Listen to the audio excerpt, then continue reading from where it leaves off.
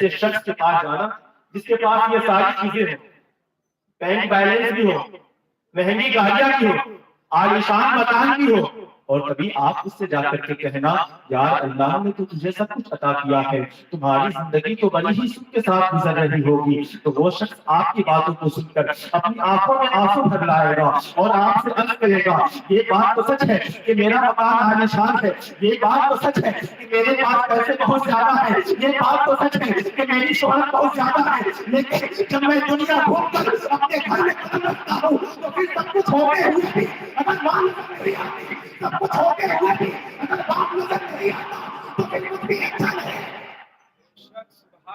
ہے نا؟ سبحان اللہ.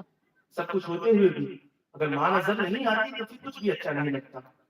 وہ یارو ماں ماں ہوا کرتی ہے، باپ باپ ہوا کرتا ہے نا؟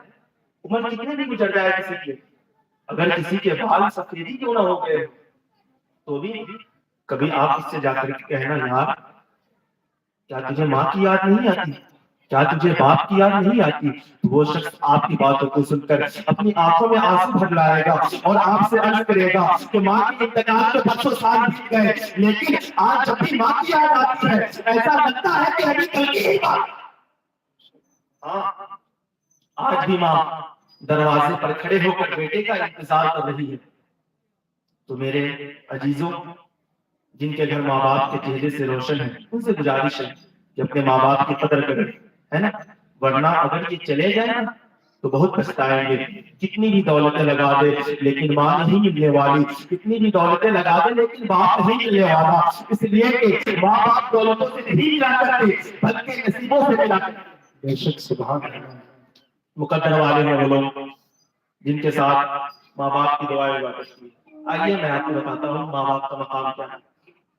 اللہ قرآن مقدس میں ارشاد فرماتا ہے وَبِالْوَالِدَيْنِ إِحْسَانًا، اپنے ماں باپ کے ساتھ اچھا سلوک کرو، اپنے ماں باپ کے ساتھ حسن سلوک کرو، اپنے ماں باپ کے ساتھ حسن سلوک کرو. اس کا کیا مطلب؟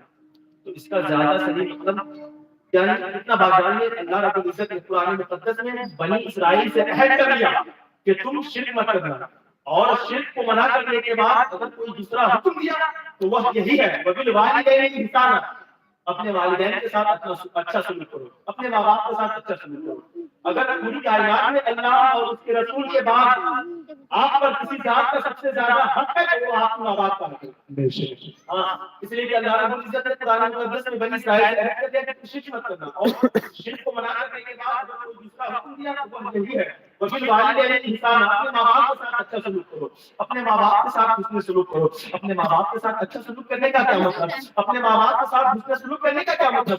انہیں عید میں کپڑے بنا دو، کیا یہ اچھا سلوک ہے؟ یا انہیں 2 ٹائم کے کھانے دے دو، کیا یہ اچھا سلوک ہے؟ نہیں، بلکہ حسن سلوک کی منزل اس سے بڑھ کر ہے. پہلی بات نمبر 1 ہمیں انہیں تو کھانے دینے ہی پڑیں گے، ہمیں انہیں کپڑے تو دینے ہی پڑیں گے، لیکن نمبر 2 ہم کتنا کماتے ہیں اس کے سب سے زیادہ حقدار ہمارے ماں باپ ہیں. ہماری جتنی دولتیں ہیں اس کے سب سے زیادہ حقدار ہمارے ماں باپ ہیں. ہماری جتنی پراپرٹیاں ہیں اس کے سب سے زیادہ حقدار ہمارے ماں باپ ہیں. اور پھر نمبر 3 جب ہم اپنے ماں باپ سے بات کریں گے تو ہم ان کے سامنے اپنی آواز کو اونچی نہیں کر سکتے. آج آپ دیکھ لیں ہماری آواز تو سب کے سامنے نیچی رہتی ہے، لیکن ہم بہادر کب ہوتے ہیں جب اپنے ماں باپ سے بات کر رہے ہوتے ہیں تو طلاق ہو رہا ہوتا ہے. اللہ اکبر. بعض وقت تو ایسے ہیں جو اپنے ماں باپ کو بوڑھا بوڑھی تک بول دیتے ہیں، بوڑھا بوڑھی تک بول دیتے ہیں. جن ماں باپ کو چھوٹے بولے بھالے ہیں، سیدھے سادے ہیں، انہیں اسکول کے دوستوں کو، کالج کے دوستوں کو، یونیورسٹی کے دوستوں کو ان سے ملایا کہ پتا نہیں ان سے کیا بولیں گے. آج میں اپنے تمام نوجوان بھائی بہنوں سے گزارش کرنا چاہتا ہوں کہ تم اپنے ماں باپ سے چلا کر کے بات نہیں کر سکتے. اگر تم نے اپنے ماں باپ سے چلا کر کے بات کی تو ذرا سوچ انجام کیا ہوگا.